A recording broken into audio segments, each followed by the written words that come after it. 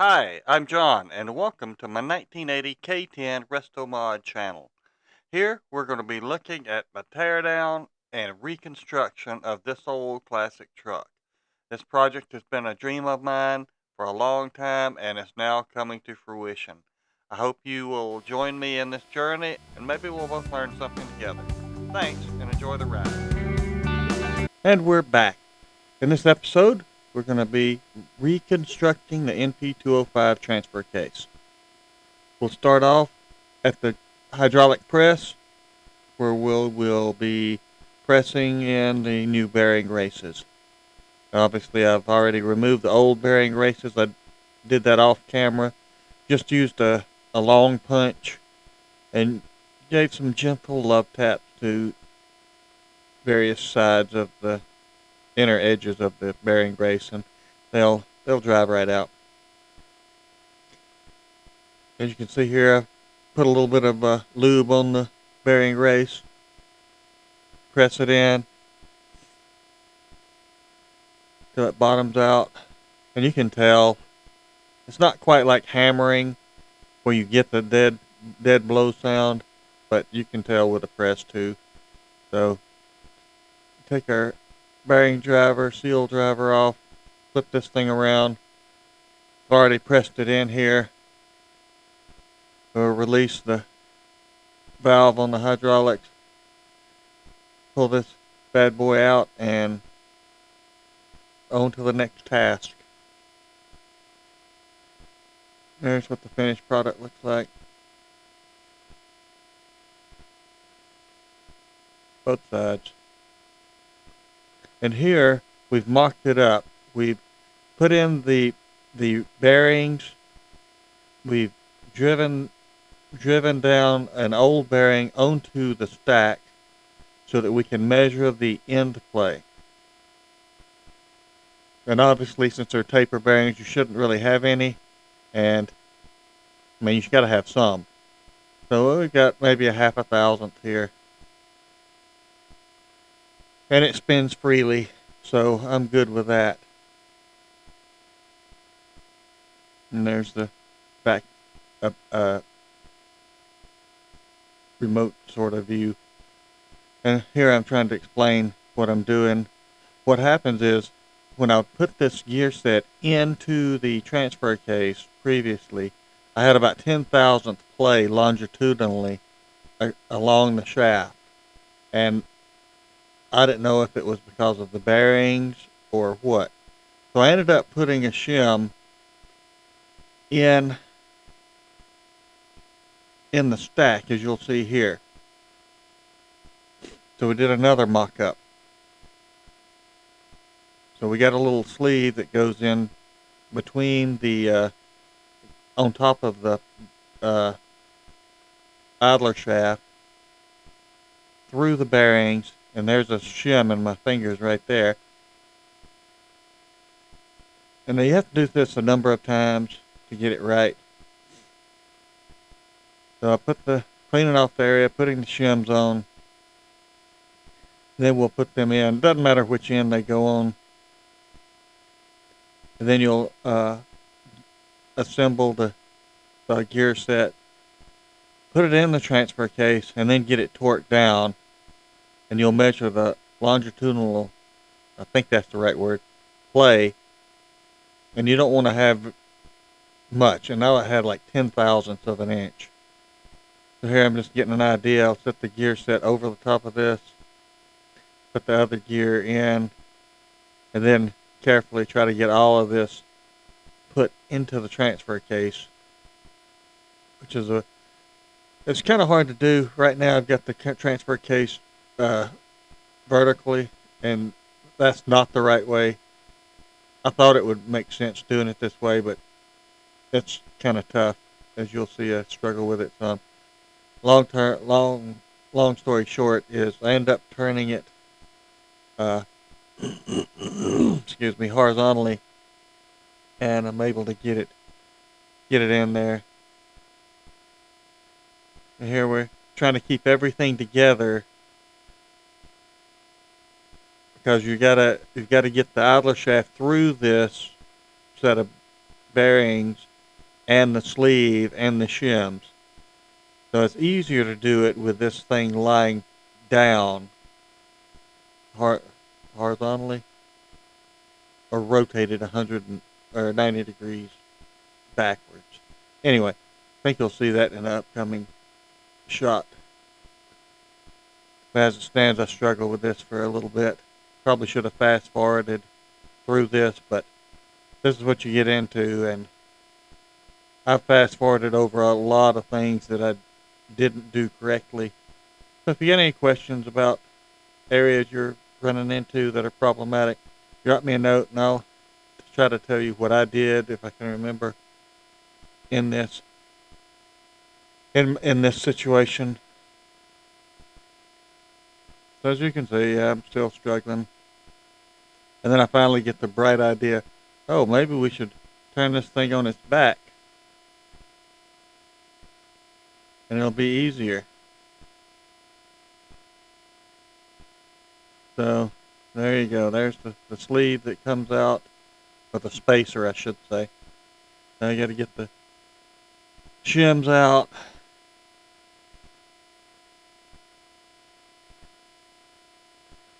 And one person I think suggested, maybe it was Mossman, using a piece of PVC to kind of help hold the assembly together, and that was a good idea. Unfortunately, I didn't see that until after I'd already gone through all this.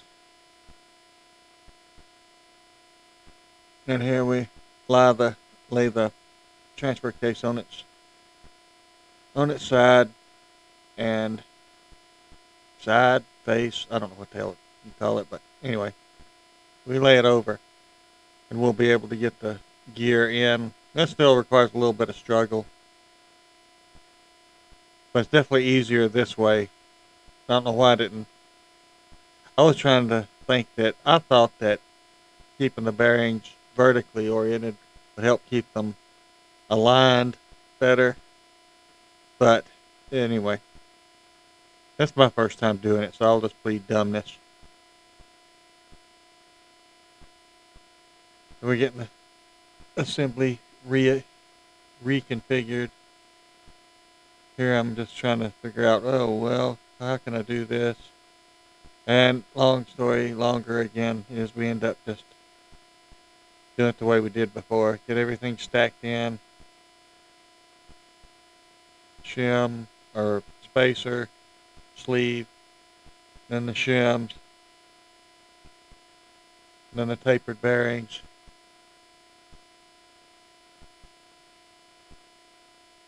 Now we've got them in there, and now we're trying to get the idler shaft through all of those parts. There we go. So we got the idler shaft in. Now we got to rotate the case back up, flip it around so we can get the nut on there. And I've not put the nut on there, but it's complete. So the next thing we'll do is, I believe we're going to be checking the longitudinal play. I'll torque down this nut. You got to torque it to like 200 foot-pounds. I couldn't. It's impossible for somebody like me to do that without help. So I use the impact gun. So here we've got the indicator set up. We're checking the longitudinal play along the idler shaft. And again, I had about 10 thousandths earlier. Now we've got it down to another a half a thousandth. That was after I put a shim inside the bearings along the sleeve and one on the outside as well. I don't know why I needed to do that. I've not heard of anybody else doing it, but anyway, it spins freely. It's torqued down, so I'm calling it good. Now we're moving on to the front output shaft. More fun with needle bearings. Excuse me. I found this old grease in the shop, so I figured what the hell, I'll use it. So we put a nice layer, after we clean everything up, put a good coat of grease on the bearing surface. And then we've got to put 2 rows of 66, I want to say 64 needle bearings each. And then they're separated by a little spacer. and then the gear that you see in the foreground there slides in on top or over those needle bearings. And the grease is there to hold the needle bearings in place. Otherwise, it'd be damn impossible to get these bad boys put on. So there you go. We'll fast forward through some of this because this is remarkably tedious. You're just stacking little needle bearings in one at a time. And we speed through. You can see what the first row looks like. Then we'll be sliding down the spacer. That'll push some grease down over the existing row of bearings, help hold them in place. Then we'll have to recoat some of the top area where 64 more needle bearings go. And once again, we'll speed through this. Now just take your time. It seems like a daunting. I was really nervous about doing this, but it wasn't that bad. So we got them all on there. No time for a beer yet. So next we'll be trying to get the gear on. One of the things I didn't do is I didn't press them firmly enough against the shaft. And so I'm going to spend a few seconds here using a 6-inch scale to kind of push the needle bearings up against the shaft itself so that the bearing will slide over. Take a quick second and clean up the bearing surface, the inner bearing surface here. Make sure it's nice and clean. We got a little bit of lube on it, even though there's plenty on the needles. And here you can see we're stuck. Taking the 6-inch scale, and finally we're able to let everything slide down. And then we'll get our thrust washer, align it properly. I think there's a little notch in there. You got to get it in the right spot. And then this booger of a snap ring. This snap ring's pretty tough, but using a good pair of snap ring pliers, you're able to get it seated. And there you go. Make sure it spins. Spins all right. No problem there. All right, so here we're going to be installing the shift rail seals. Be putting a little bit of Hylomar blue on the seals before we install them. A little dab on it and then kind of smear it around. We're going to speed through this because it's kind of boring.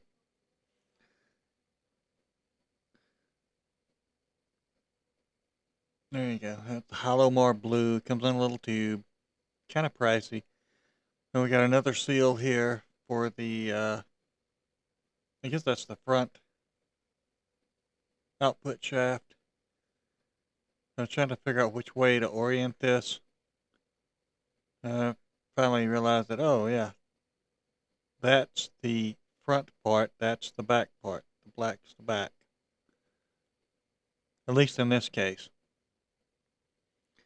We readjust our setup here using some blocks to try to help, and then change my mind. It's kind of a pain in the rump doing these videos, especially when you record a lot and you don't keep track of what you're doing, which is what I did. I started assembling everything, and then I realized that I had forgotten to put the magnet in the bottom of the transfer case. So here we've uninstalled some things, and we're going back and put the magnet in. And here we're getting the roll pin set in the shift rail.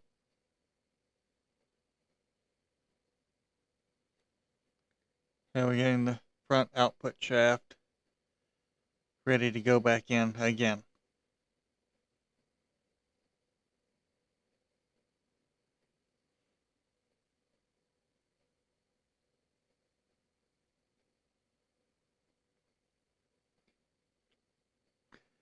So what I did when I was lining up the shift rail, the shift fork, is I used a piece of welding rod. I don't know if I have this in here.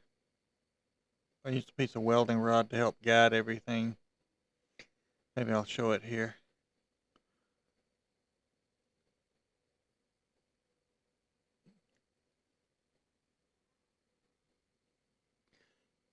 Trick is you got to get everything in just right. They go in a sequence, and I'm not good about following sequence. So take one thing out, put one thing back in. Anyway, that's kind of how I do things. I mean, it's really good. It helps you know what you're doing as far as where things are and what goes where, but it's not very efficient.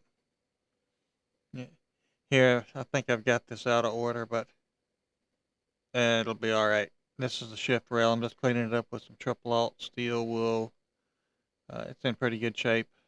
I milled the one shaft for a twin stick modification.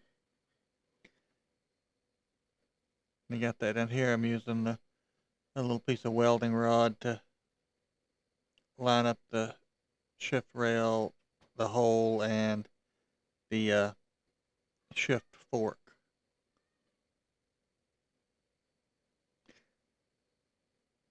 You're going to do all this so you can install the roll pin. But of course, the shift fork has to be engaged with the shift collar. Otherwise, it's kind of pointless because you won't be shifting anything. So here, I'll just slide the roll pin down over the welding rod. And then I use a special roll pin punch to punch. This is why I'm kind of speeding that up, because I'm trying to feel whether or not the roll pin's about flush with the shift rail. And once you get that done, then the front part of the front output shaft is pretty much done.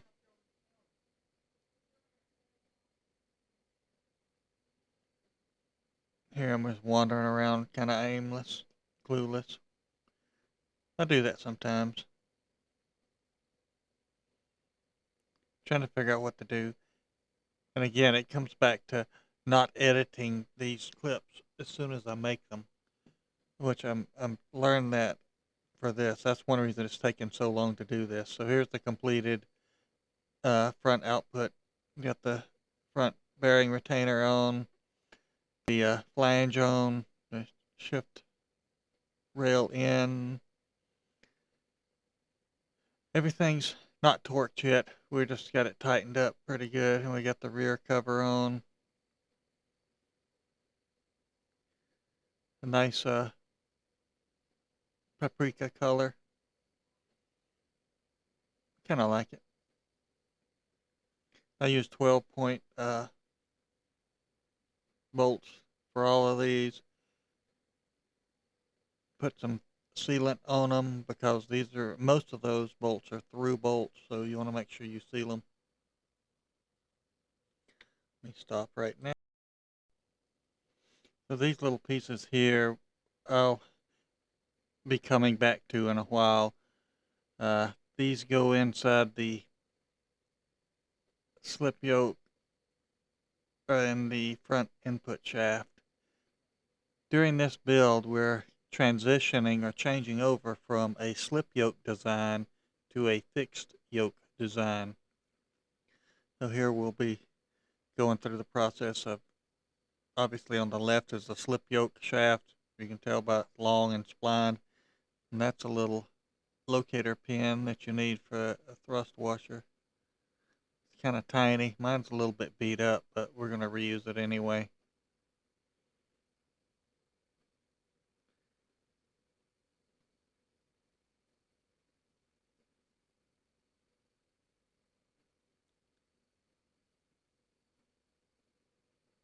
And if you drop this, I can assure you it will go to the furthest place possible and underneath the most distant thing you can imagine.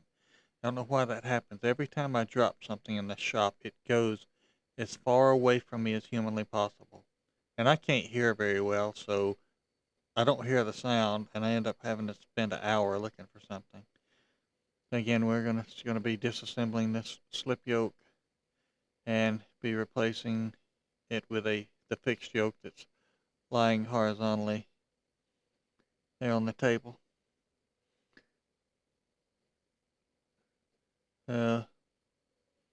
Take the gear off, and we got our stack of needle bearings that I thought it was going to be a lot more difficult than it was, and it wasn't. I mean, it was a pain, but it's not a deal breaker.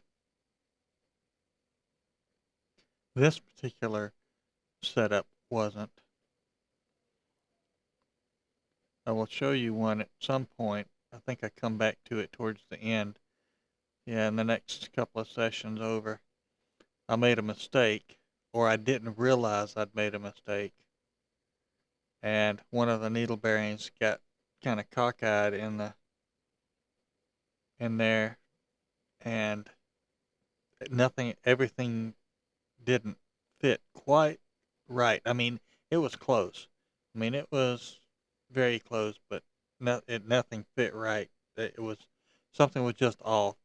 So luckily, I decided to bite the bullet and take everything back apart, which we'll get to in a while, and I'll show you.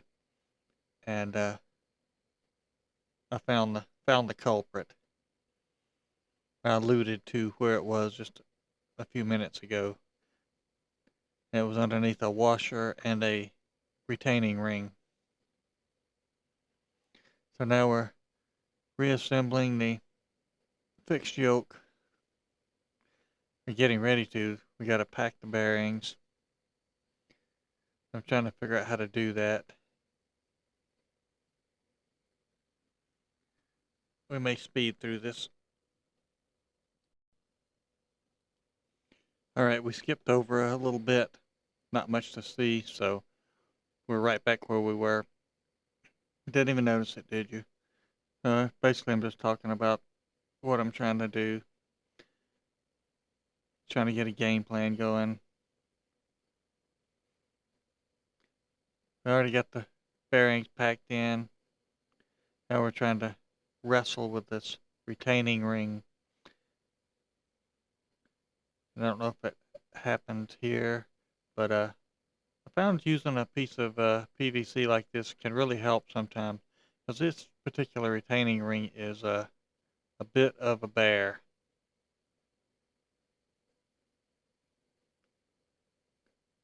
And it will really do a little bit of damage if it pops the wrong direction.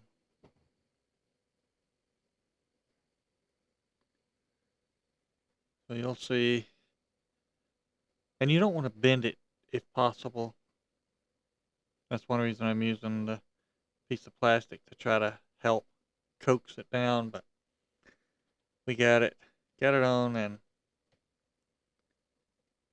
I think we're good to go with this. Fast forward over to the rear bearing retainer seal installation. Again, I'm jumping around a lot because I made too many clips and I didn't edit while I was making them. So apologies for this video, but it's definitely a lesson well learned. So we use that little driver to get the... All right. So we got the rear bearing retainer on. If you see that little gap right there, this is what I was talking about earlier. Everything almost fits. I mean, it's really close. But what happens is when I torque everything down, it binds up. Everything binds up. And I should rephrase that. When I torque down the rear bearing retainer now, everything's okay. Everything turns freely. But when I put the transmission adapter on, what we're looking at here, then it presses against that bearing because I didn't realize that, but there's a needle bearing that was out of place, and it took me forever to figure out what was going on. I thought I had bad parts. I thought that was maybe the way it was supposed to be, but it was just so tight that I had to bite the bullet and take everything apart, at least on the driver's side, pull it all out, and then I found the bearing that was kind of cockeyed in there where the front input shaft meshes with the uh, the output shaft. Everything turns fine now, but again, be careful when you set those needle bearings in there because they will bite you, and it's a hard lesson. So here we are looking at the pretty much the final assembly. I still got a couple of little things to do. I need to get the rubber plugs uh, for the interlock pins holes and for the roll pin holes. So this is what I was talking about. When I start to bolt this SM465 adapter up to this, I mean, it just binds up like nobody's business. And again, I talked to Off-Road Design, I talked to people online, I talked to a lot of different folks. And I didn't think I'd done anything wrong, but they were all sure that I had, and well, I had. I just didn't know it because I didn't know what the clearances were supposed to be on these things. Because like I said, everything turns freely now, but as soon as I torque everything down and literally tight, I mean, you could hand tighten everything and things turn fine, but when I would torque it down, the the front input shaft, what everything just locked up. So we'll speed through some of this. All right, and here we are looking at the finished transfer case, nearly finished, 99.9% finished. We got the fixed yoke changeover done, PTO covers done, all the 12-point bolts are torqued, the SM465 adapters torqued, the shift rail modifications for twin stick are done. I still need to do the detent balls and caps and the rubber plugs for the shift rail lockouts and the the roll pins. Everything else is done and torqued, and except for the bolts and the flange and the yoke output yoke. But we are done. I apologize for the quality of this. I really didn't realize how tough it was to do these little videos. Yeah, that's a temporary piece of crap, little plastic vent tube. But taking little short clips and saving them and trying to edit later on is not the way to go. The 465 build will be much better and smoother. So hope you stay tuned and check me out for that. That'll be coming up. We're working on that right now. Thanks.